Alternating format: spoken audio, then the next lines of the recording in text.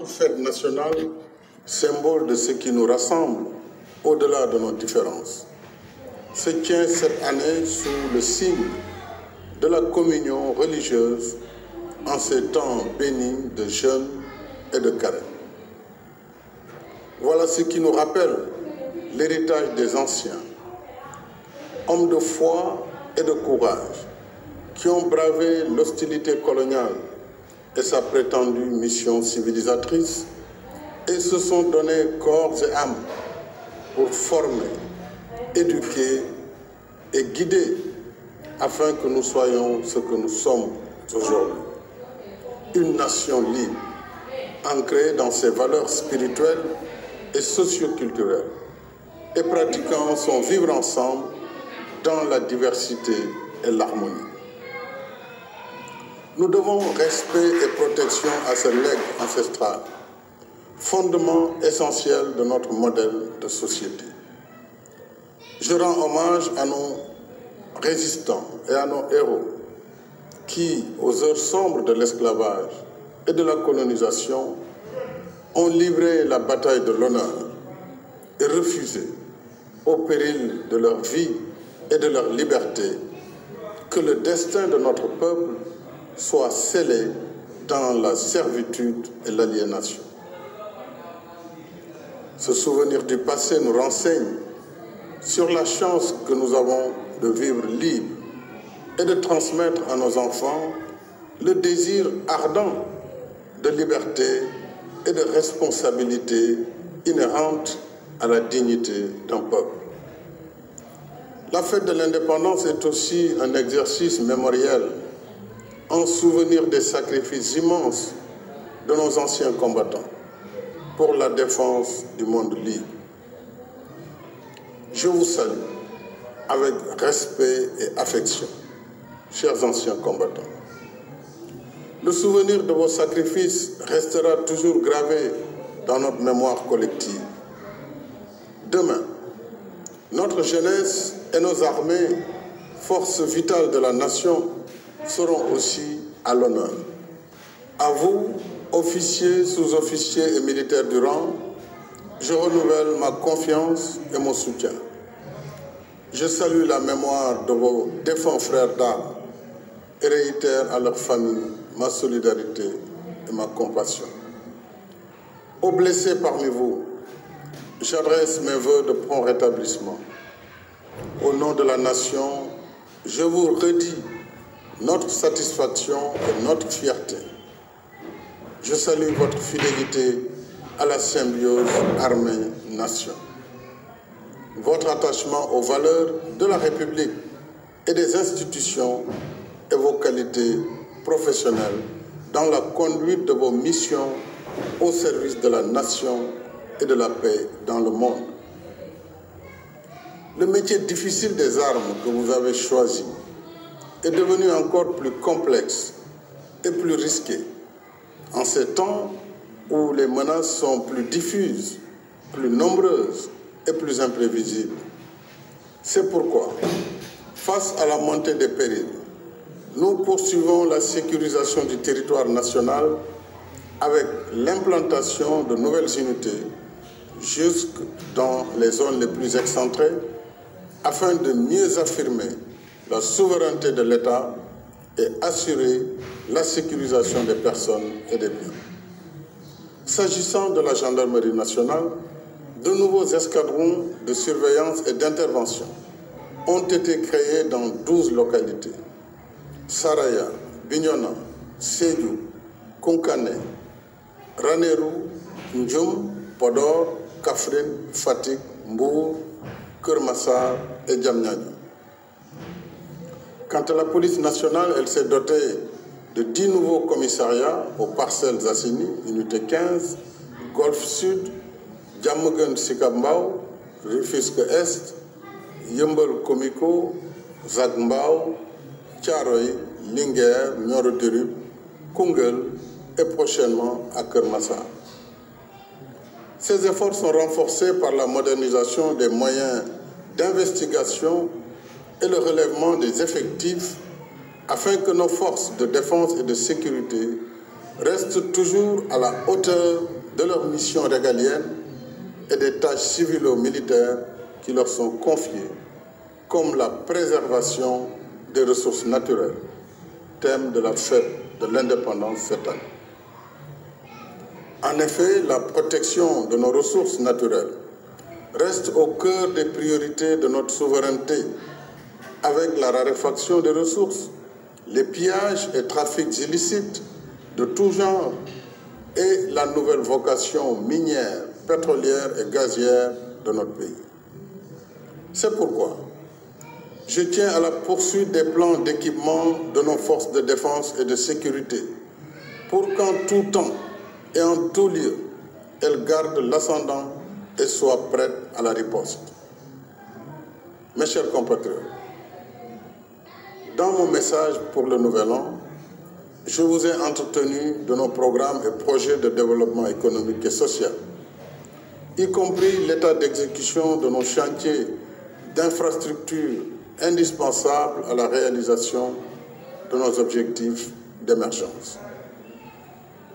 En dépit de la conjoncture économique difficile, l'État continue sa politique de soutien aux ménages, comme en témoignent les mesures de lutte contre la cherté du coût de la vie, dont la baisse du prix des loyers.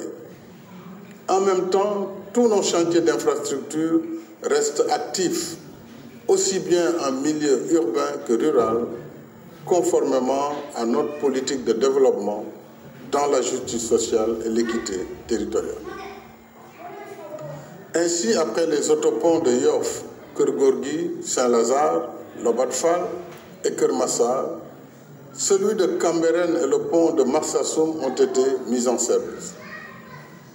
Dans la même dynamique, je suis heureux d'annoncer que l'exploitation commerciale du BRT débutera dans le courant du deuxième semestre de cette année, avec un parc de 158 bus spéciaux, 100% électriques, qui seront alimentés par voie solaire. C'est une première mondiale. Les premiers bus seront livrés en mai.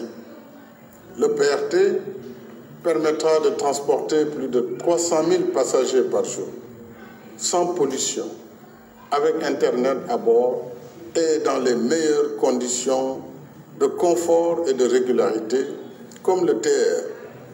Il réduira de 90 à 45 minutes le temps de transit entre Guédiawaye et Dakar et mettra au travail 1000 jeunes dont le recrutement est en cours. Mes chers compatriotes, demain, aux côtés de nos vaillantes forces de défense et de sécurité, notre jeunesse vibrante sera aussi à l'honneur, à la place de la nation, parce que c'est elle qui, assurant la relève, porte nos espoirs pour le futur. À vous les jeunes, je voudrais vous dire que je mesure pleinement vos rêves, vos aspirations et ambitions légitimes d'être utiles à vous-même, à vos familles et à votre pays. Vous resterez au cœur de mes préoccupations. C'est le sens des investissements que nous continuons de faire dans l'éducation et la formation, y compris pour nos daara modernes. C'est aussi le sens de nos politiques de soutien à l'employabilité par l'enseignement du savoir-faire. Dans tous les pays, l'expérience montre que si la diffusion des connaissances livresques permet d'avoir un diplôme, elle ne suffit pas pour offrir la qualification nécessaire à l'emploi ou à l'auto-emploi. C'est pourquoi nous développons davantage l'enseignement professionnel pour mieux préparer notre jeunesse à la vie active. Nous voulons qu'à chaque niveau de formation et de diplôme corresponde un niveau de qualification qui facilite l'insertion dans le marché de l'emploi. C'est ce que nous faisons avec succès dans nos instituts supérieurs d'enseignement professionnel, ISEP. Et c'est ce que nous comptons faire avec le programme déjà finalisé de 38 centres départementaux de formation professionnelle. En même temps, la DER poursuit ses activités de financement, d'encadrement et de conseil en soutien aux femmes et aux jeunes sur l'étendue du territoire national. Quant au programme Xëyu Ndaw ñi, il a généré à ce jour 63 650 emplois sur les 65 000 prévus, alors que 14 150 jeunes débutants ont bénéficié de la convention État employeur sur l'objectif initial de 20 000. Le programme des domaines agricoles communautaires, PRODAC, et les agropoles s'inscrivent également dans la réponse à la problématique de l'emploi et de l'entrepreneuriat des jeunes, avec la création de pôles de développement économique dans nos terroirs.